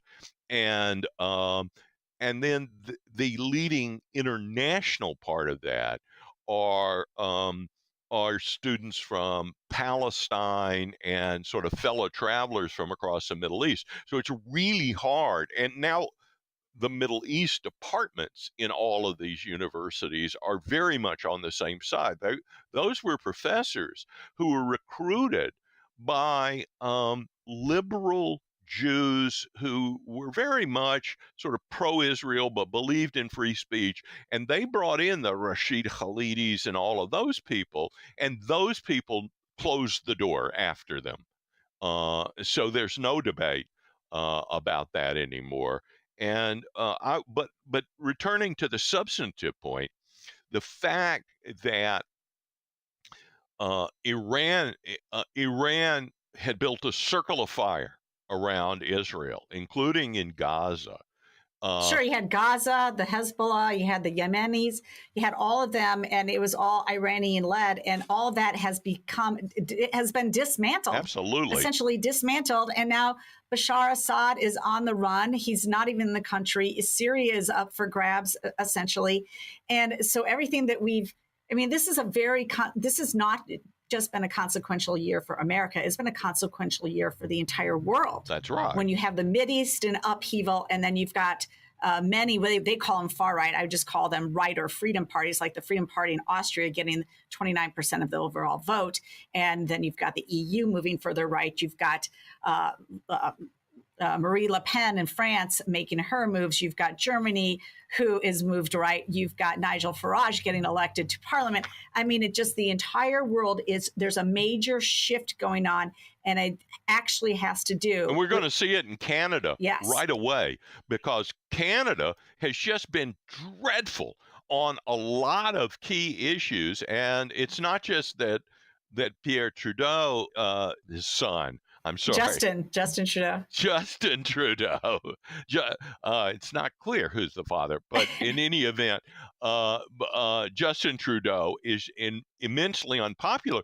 But Canada is being governed like a left-wing European country, and that's about to change in a big way. Yeah, no doubt. I mean, just like, and you do look at the free speech issues in the UK. You look at France, arresting the Telegram owner. You look at the fact that what's been all been revealed is how the social media companies, we found out this year, colluded with big government to shut down free speech. And now they're all going back and kissing the ring of Donald Trump because they don't want any repercussions on their own very, very profitable business ventures. So it seems like all of this has been tied together, and worldwide we're seeing we didn't just see a realignment in the United States. We're seeing something happening worldwide. And I got to tell you, I think a lot of it is because we have alternate media now. Oh, I think that's really true. The fact is we have more free speech on the public airways than we do at universities and so forth. But there is a problem with it. And the problem is this. People who are conservative are going to listen to or read conservative media. And people who are on the left are going to read or listen to left-wing media, and ne'er the twain shall meet. So what we have is a very fragmented environment, and you can see it also in another change in American politics. I began with changes, so let me end with them. And that is, this is the most ideological I've ever seen American politics. It may have been before the Civil War and so forth, very ideological, but this is a big change. People think you're not only wrong, you're going to hell. It's almost theological. Well, 2025 will be very interesting as we move forward in this new ideological divide in our country, and we try and piece it together with good policy for everybody and a safe world. Thanks so much, Charles Lipson, Professor Emeritus at the University of Chicago. Thank you so much for joining me. You can catch his columns at charleslipson.com. Have a very good 2025. Happy New Year to you. And Happy New Year to you, Jeannie.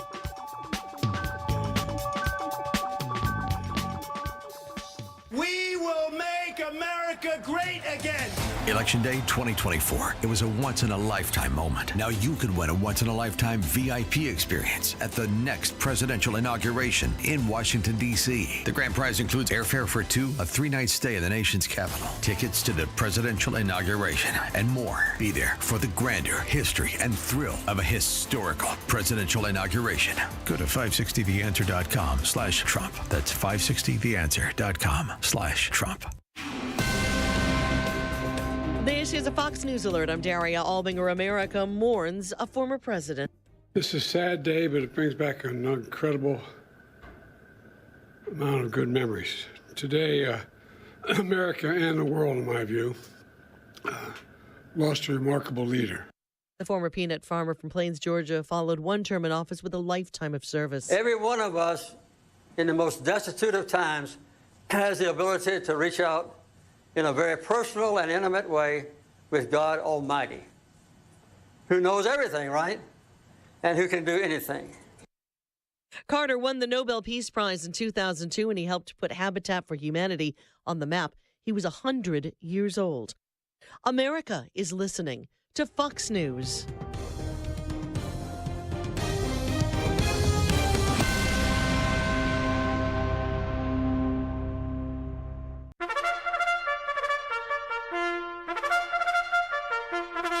It's Reveille. When Mayor Brandon Johnson proposed a $300 million property tax increase along with other tax and fee hikes to close a budget hole, Chicago aldermen unanimously voted it down. After a couple more proposals, it looks like the mayor's final offer is no property tax hike, but various tax and fee increases, gimmicks with contract savings, very modest budget cuts, and more debt, of course. But Chicago taxpayers shouldn't accept that. Grant funding alone is up nearly $200 million, and still in the budget is $500,000 for a reparations study. And then Illinois Policy Institute reported on the boondoggle spending happening with Mayor Johnson's affordable housing program. It's a doozy and should call into question everything in Johnson's budget. Johnson plans on spending $30.6 million to build 44 affordable apartments located in the near West Side. That amounts to $700,000 per apartment. IPI noted that the average cost of a comparable two-bedroom home in the area is only $126,000.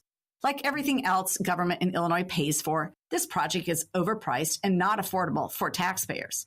When asked about the high building cost, Johnson's housing spokesperson wrote, "Affordable housing is not just about providing a roof over someone's head. It's about creating safe and sustainable living environments that enhance the quality of life for residents. Therefore, they should be built to a high standard with high-quality materials." Well, what's in these apartments? Custom cabinets, top-of-the-line appliances, walk-in closets and pantries? There's nothing fair or equitable about taxpayers paying for housing that costs 5 times more than the market, and additionally funding those who will be living in the housing with public welfare benefits. Chicago taxpayers, it's time for a revolt. I'm Jeannie Ives. Check out The Real Story with me on Sunday nights from 7 to 9 p.m. and sign up for my newsletter at breakthrough-ideas.com.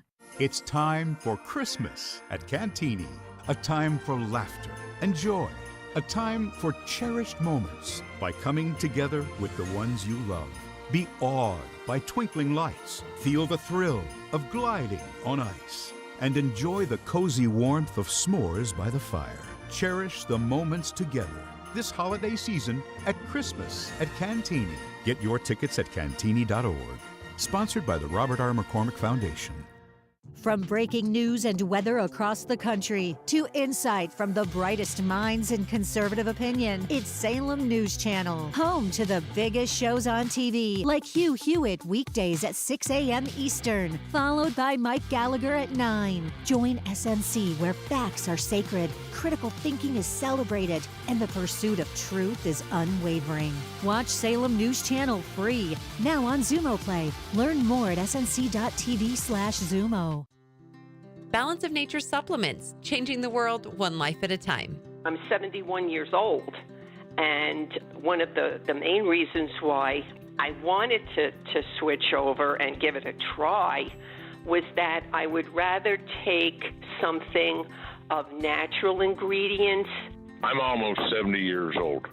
I still work 12 to 14 hours every day, between 55 and 60 hours a week, and there's people half my age have trouble doing what I do. Balanced Nature sounded like a good idea, and once I started taking it, I found out it was a great idea.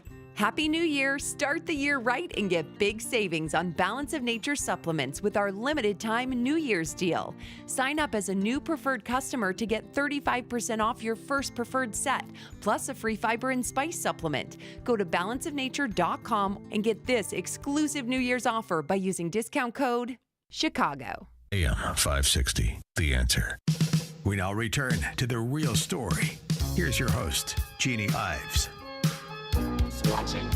Thanks a lot, audience, for joining me on this holiday Sunday night. Appreciate it. Listen, this is our final segment about the top stories in particular categories. You heard about the economic and financial. You heard about the cultural and education stories. You heard political from Charles Lipson.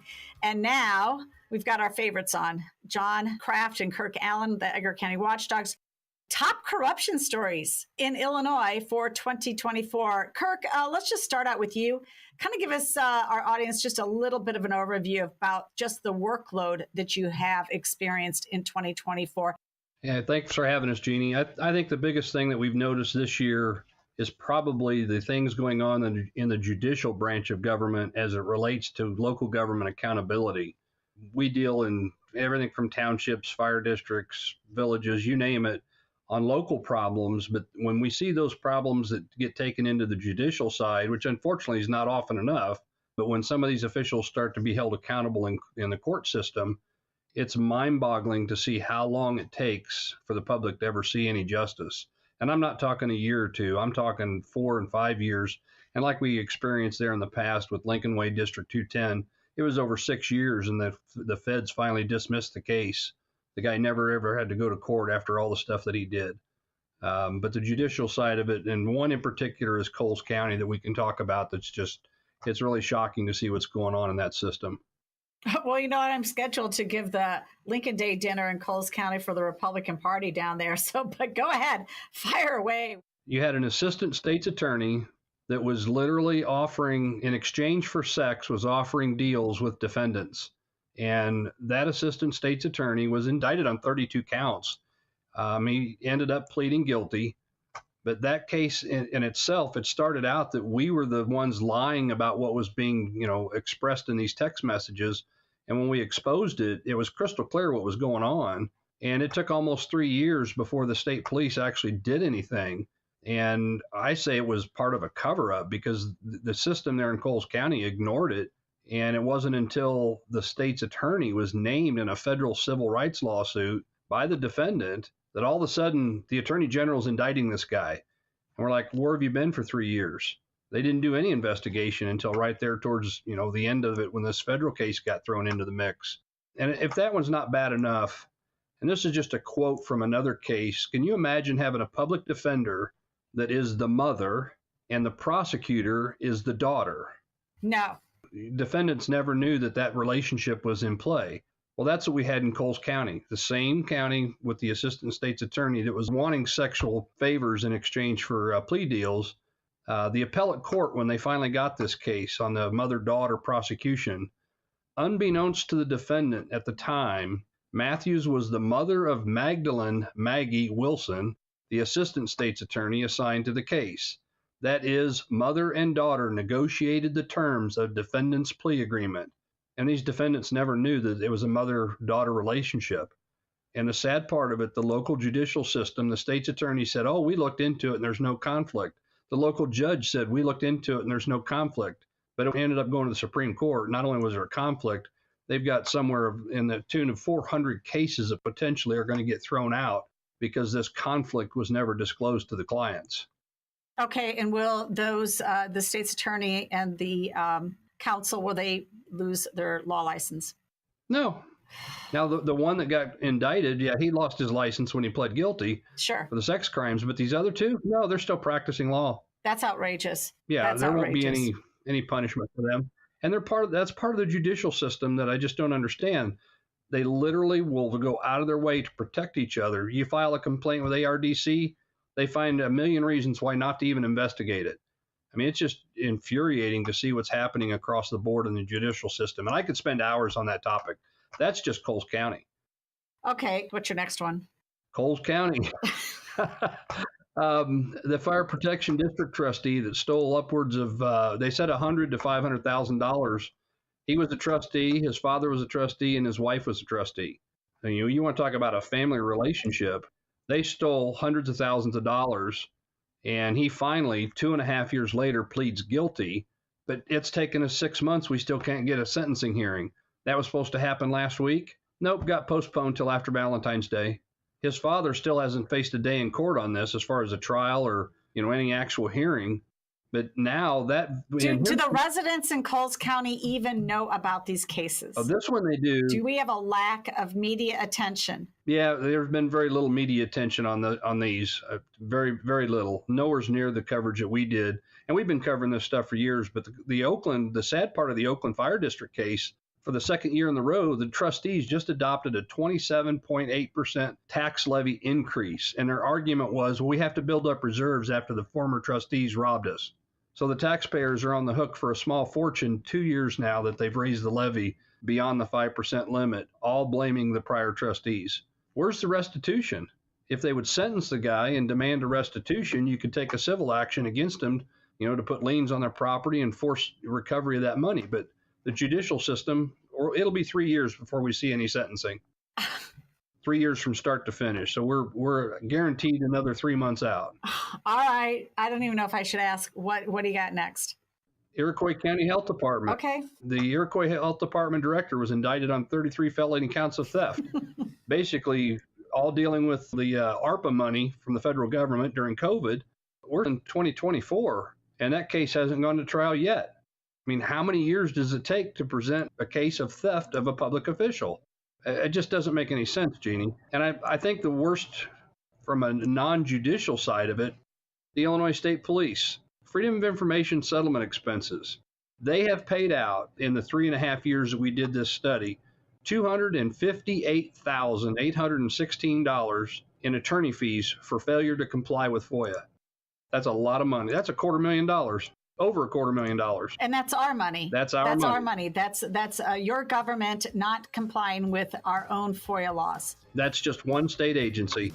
Okay, we're going to have to take a short break here, and we're going to be right back to talk to John about, he's got a couple really juicy ones, and of course, Tiffany Henyard's in his pile. So we'll be right back. This is The Real Story with Jeannie Ives, and I've got Kirk Allen and John Kraft of the Edgar County Watchdogs with me.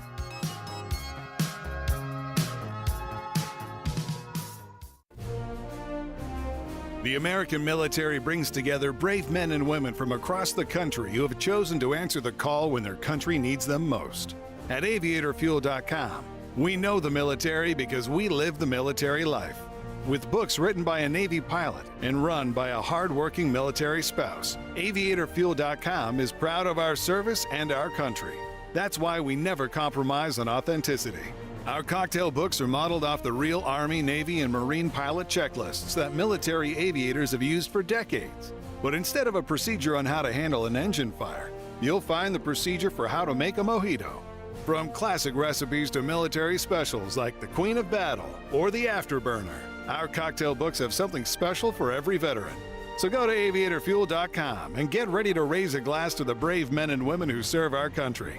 That's aviatorfuel.com.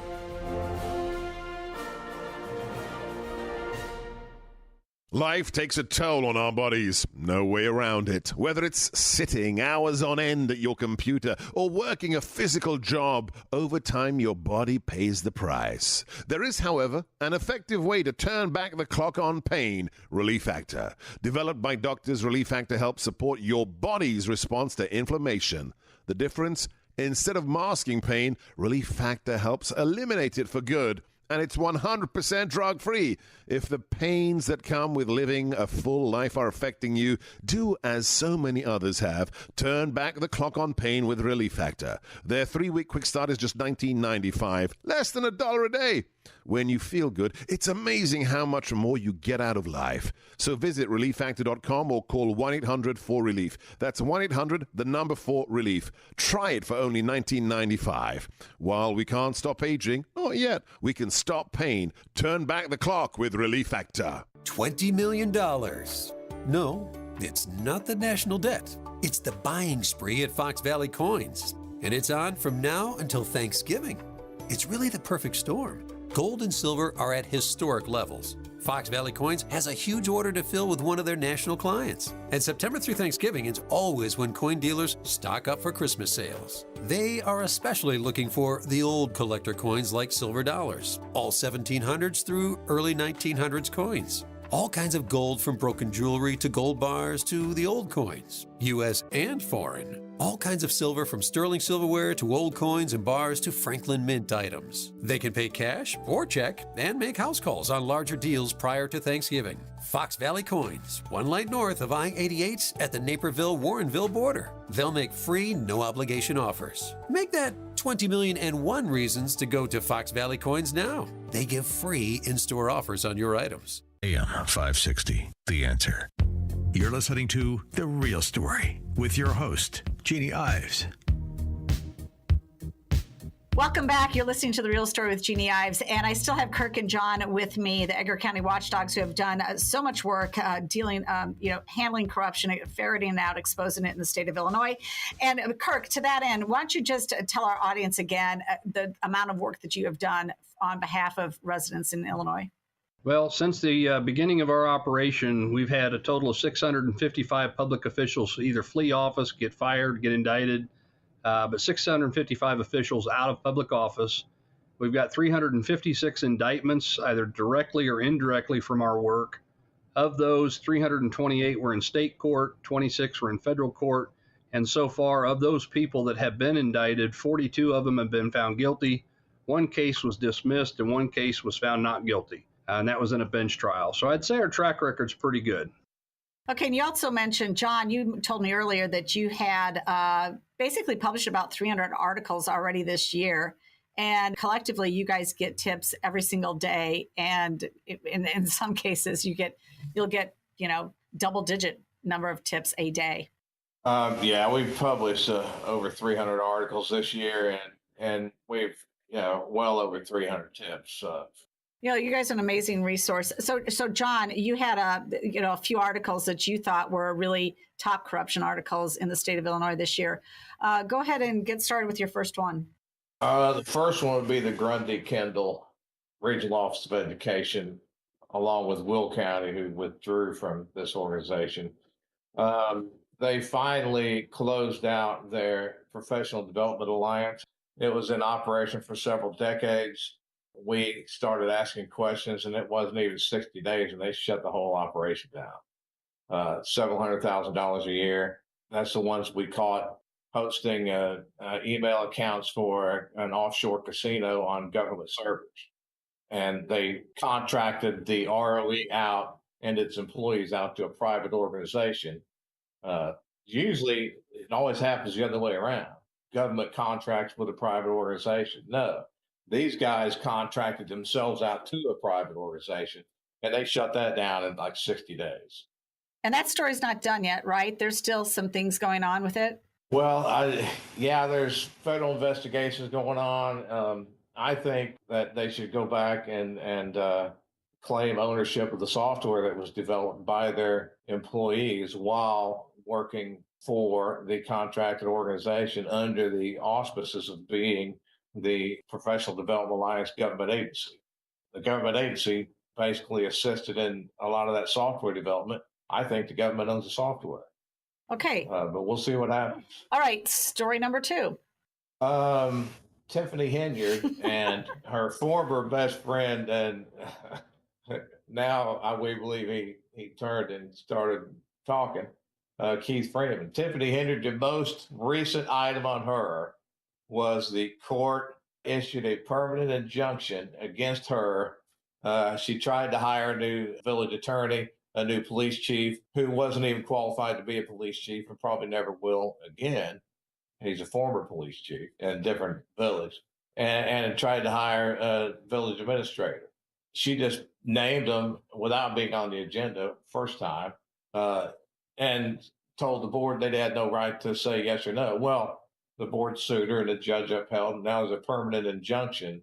And in that injunction, she agreed to abide by all village ordinance and rules now, not just those, but all of them. So they can go back and get her for violating the injunction anytime she breaks any of those rules.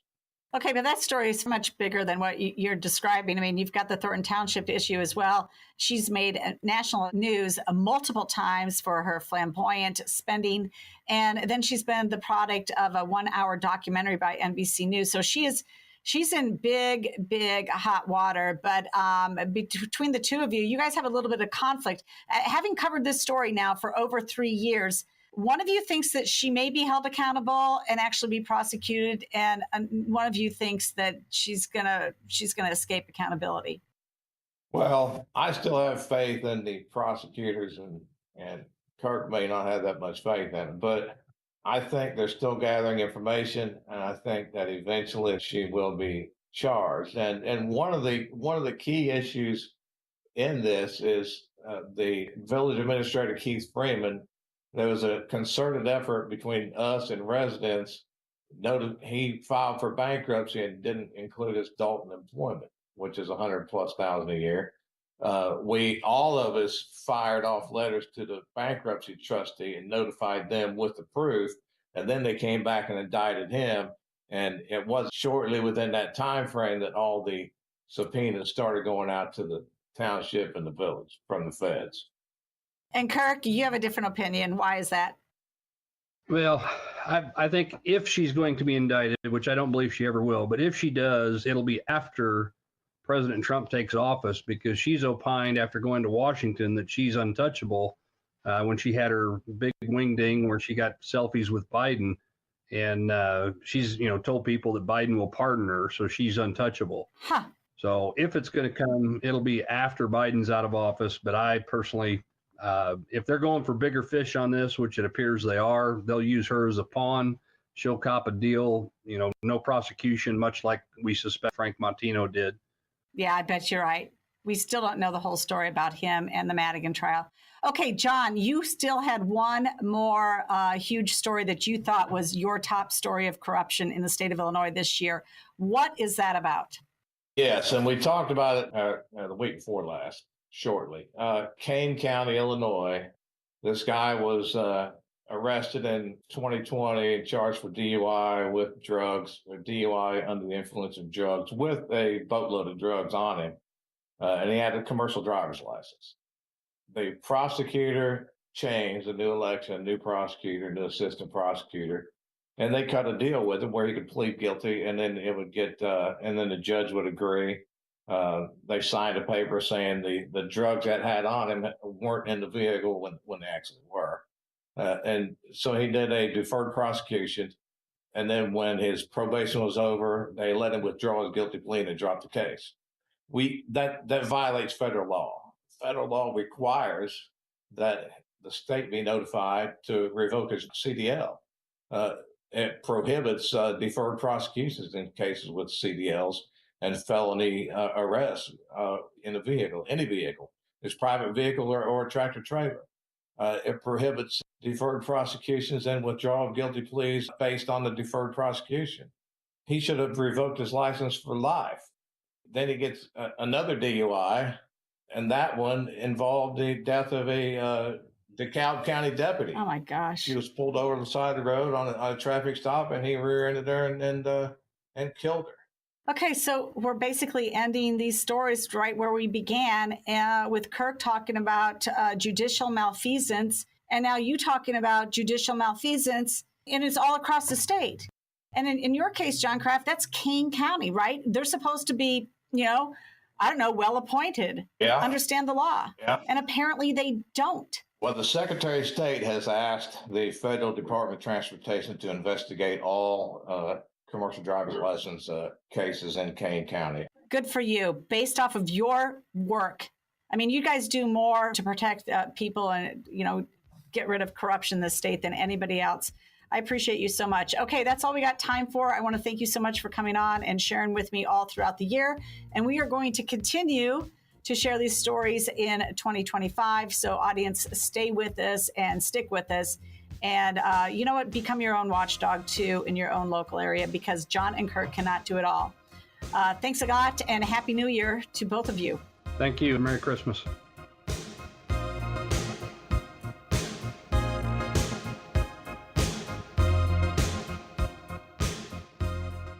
If your approach to everyday aches and pains is to mask them, feel better for a few hours only to have the pain return and then repeat the cycle all over again, it's time to try Relief Factor.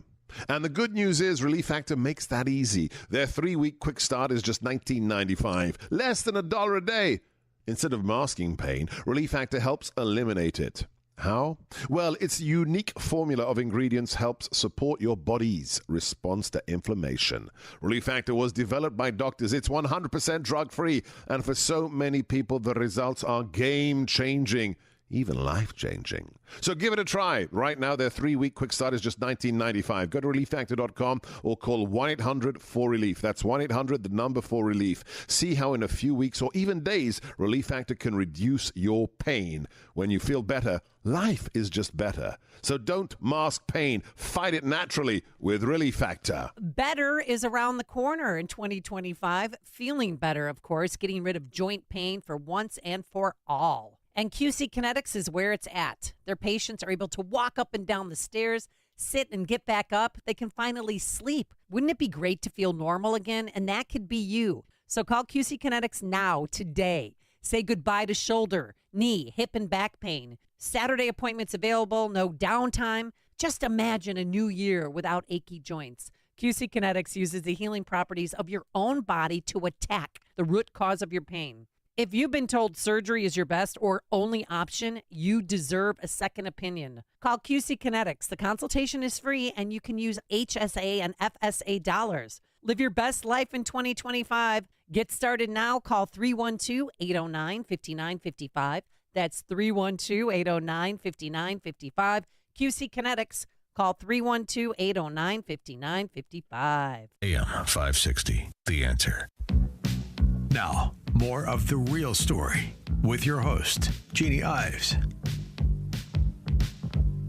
Thanks for listening to The Real Story tonight on this holiday weekend. We're closing out 2024, going into 2025. It's going to be a joyous new year for many of us as we look to see really the Obama-Biden regime end and sanity come back to America. Sanity in the culture, sanity when it comes to corruption, sanity in the political world. There's so many things that need to be corrected. And so stay with us because we're going into the new year in a very optimistic state. We will be here to follow those stories and keep you informed so that you can keep others in your network informed. Don't forget to sign up for my newsletter at breakthrough-ideas.com and tune in every Sunday night. This was fresh content tonight. We did not repeat ourselves. Fresh content every single weekend about the latest things happening in Illinois. Again, I'm Jeannie Ives signing off for 2024.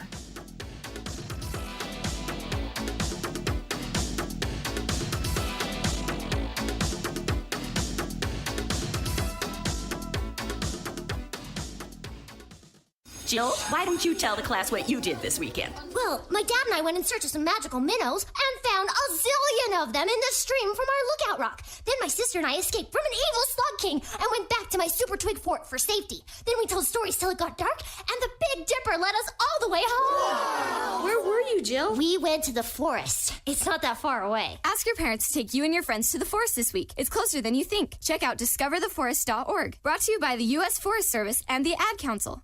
A large retail store just canceled a huge order leaving MyPillow with a ton of extra MyPillows. But you know what? That's their loss and your gain. For the first time ever, you'll get a standard classic MyPillow for wholesale prices, only $14.88. But it gets even better. For a limited time, they're going to offer their entire classic collection at wholesale prices. Get queen-size MyPillows for just $18.88. Upgrade to king-size for only $1 more. Get the body pillows for $29.88 and multi-use MyPillows for only $9.88. So go to MyPillow.com and use promo code LIBERTY or call 800-489-0201 to take advantage of wholesale pricing for the first time ever and receive free shipping on orders over $75.